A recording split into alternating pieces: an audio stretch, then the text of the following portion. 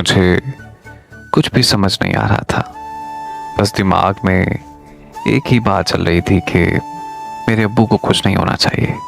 जब मेरी हर उम्मीद टूट चुकी थी, तब मेरी ज़िंदगी में अल्लाह ताला ने एक फ़रिश्ता भेज दिया, जिसने मुझे एक ऐसा मशवरा दिया जिससे मेरी उम्मीद एक बार फिर से जाग उठी। और इस दफ़ा मुझे लगने लगा कि अब मैं और फैसल एक हो जाएंगे। जिस इंसान के मशवरे की वजह से मेरी उम्मीद फिर से जाग उठी और मुझे लगने लगा था कि फैसल और मैं अब एक हो जाएंगे।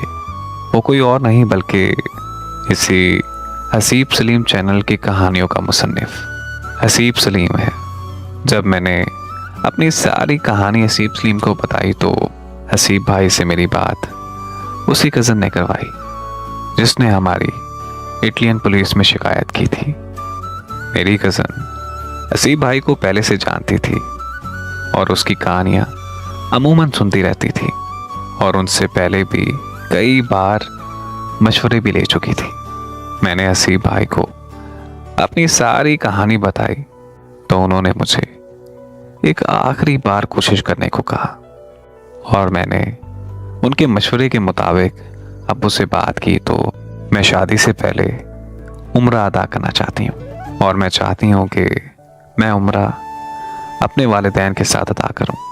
पहले तो मेरे अब्बू ये कहने लगे कि शादी के बाद अपने शौहर के साथ जाना, लेकिन मेरे इमोशनल करने पर मेरे अब्बू मान गए।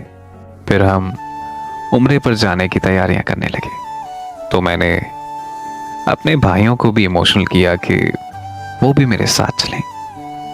इसी तरह हमारी पूरी फैमिली उम्रे पर जाने के लिए तैयार हो गई और 1 महीने बाद हम उम्रा अदा करने के लिए सऊदी अरब चले गए। उम्रा अदा करते वक्त जब हम खाना काबा का तवाफ कर रहे थे तो वहाँ फैसल और उसकी फैमिली भी आ गई। मैं और फैसल मेरी पूरी फैमिली के पाँव में बैठ गए और हाथ जोड़कर उन्हें दरखास्त की कि प्लीज़ वो इस मुक़द्दस जगह के सदक़े मान जाएं।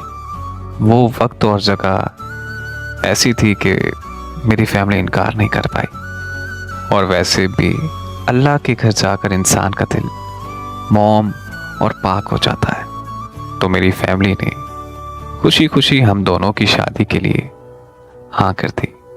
फिर हम सब वहाँ से सीधा मस्जिद नबवी गए और वहाँ मौलवी साहब ने हमारा निकाह पढ़ा।